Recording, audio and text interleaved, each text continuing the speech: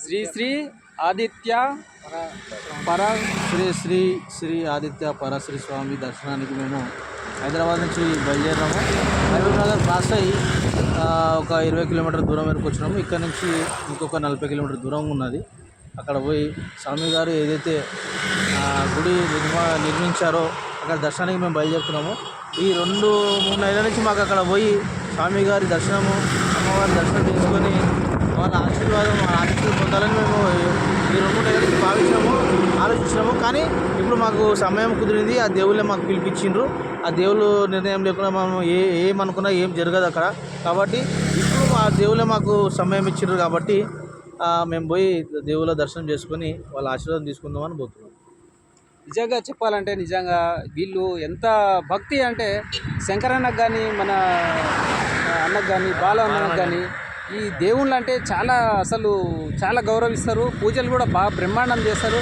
అందుకే వాళ్ళకు మరీ డబ్బులు కానీ బిల్డింగ్లు కానీ ప్రతి ఒక్కటి దేవుడు బిజినెస్ కానీ వీళ్ళకు ఇవ్వాలని కోరుతున్నాయి. ఎందుకంటే వీళ్ళు ఆ దేవుడు మాకు డబ్బులు ఇచ్చినా ఇవ్వకున్నా పర్లేదు, కానీ మాకు మా కుటుంబ సభ్యులకు మనశ్శాంతి ఇస్తే చాలని నేను కోరుకుంటున్నాను. మరి ఇవ్వాలని కూడా కోరుతున్నాం దేవునికి. ఎందుకంటే ఈ రోజుల్లో ఈ దేశంలో ప్రతి ఒక్కరు సంపాదనే కోరుతారు, కానీ వీళ్ళు చూడండి ఏ విధంగా అంటున్నారు.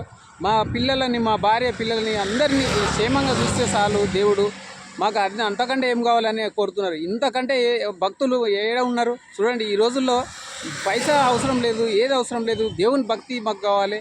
మా భార్య పిల్లలు చక్కగా ఉండాలి, మేమంతా క్షేమంగా ఉండాలని కోరుతున్నారు. ఇట్లాంటి వాళ్ళు ఇంకా దేశం మీద చాలామంది ఇలా ఉండాలని కోరుతున్నాం. ఒకరికొకరిని ప్రేమించుకోవాలి.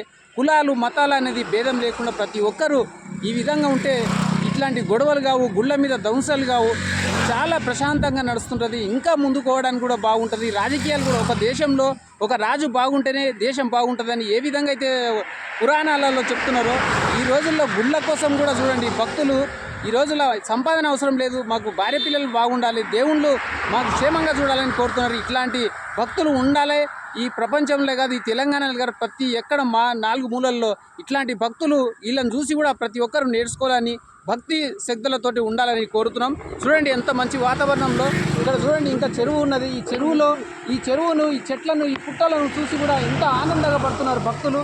నిజంగా అంటే ఈరోజు తెల్లవారుజామున లేచి తానాలు చేసుకొని బయలుదేరారు.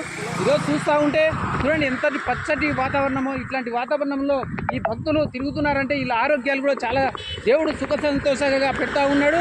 అదిగాక ఈరోజు 5:30-6 గంటలకు లేచి మరీ తానాలు చేసుకొని చూడండి వాహనాలు కూడా ఇక్కడ తిరుగుతూ ఉన్నాయి. 6 గంటలకు లేచి ఇక్కడ మన గచ్చిబౌలి నుంచి బయలుదేరారు. అక్కడ నుంచి మళ్ళీ 6-7 గంటల నుంచి అక్కడ బయలుదేరి మళ్ళీ జడ్చర్లకు వచ్చే వరకు 1-2 గంటలు అయింది. ఆ నుంచి మళ్ళీ టిఫిన్లు చేసి మళ్ళీ ఇక్కడ వచ్చారు. దేవరకద్ర దగ్గర ఉన్నాము. చూడండి ఎంత మంచి వాతావరణం. ఈ వాతావరణంలో వీళ్ళకు చూడంగానే దేవుడే కనబడుతున్నాడు. ఇట్లాంటి పుణ్యక్షేత్రం మేము ప్రయాణం చేస్తున్నాము. ఈ ప్రయాణంలో మా అందరికి కూడా మా పిల్ల పాపలు కూడా చాలా బాగుండాలని కోరుతూ ఉన్నారు. మాకే కాకుండా ప్రజలందరికీ ఆ దేవుడు సంతోషము, శాంతి, మనశ్శాంతి ఇవ్వాలని నేను మనస్ఫూర్తిగా దేవుని కోరుకుంటున్నాను. Thank you. మళ్ళీ బయలుదేరదాం ఇక్కడ. ఎందుకంటే ఇట్లాంటి పచ్చబొట్టి వాతావరణాలు, ఇట్లాంటి నదులు, ఇట్లాంటి చెరువులను చూసి వీళ్ళంతా సంతోషపడుతూ ఉన్నారు. ఇట్లాంటి భక్తి ఇంకా ప్రతి ఒక్కరూ భక్తి శ్రద్ధలతోటి ఉండాలని మరి మన దేవునికి శ్రీ పరాశ్రీ దేవుని దగ్గరికి ఇప్పుడు దర్శించుకోవడానికి బయలుదేరుతూ ఉన్నాం. గచ్చిబౌలి నుంచి 6 గంటలకు బయలుదేరాము. ఆ నుంచి మళ్ళీ అక్కడ జడ్చర్లకు వచ్చాము. జడ్చర్ల నుంచి ఇప్పుడు దాదాపు అంటే ఇప్పుడు 10 అవుతుంది. ఇక్కడ దేవరకద్రకు దగ్గర ఉన్నాము. ఇంకా ఇప్పుడు ప్రయాణం చేద్దాం. ఇక్కడ కారు కూడా ఆగింది. కారు దగ్గరికి వచ్చాము. కారు దిగి ఇక్కడ ఈ నదికి వచ్చి కొంచెము విశ్రాంతి తీసుకున్నారు భక్తులు. మళ్ళీ ఈ నుంచి కూడా మనం ప్రయాణం చేద్దాం. చూడండి ఎంత మంచి వాతావరణము, రోడ్లు కూడా బ్రహ్మాండంగా ఉన్నాయి. ఇట్లాంటి మంచి వాతావరణంలో కూడా ఆరోగ్యాలు కూడా ప్రతి ఒక్కరికి బాగుండాలని మరీ కోరుతూ ఉన్నాం.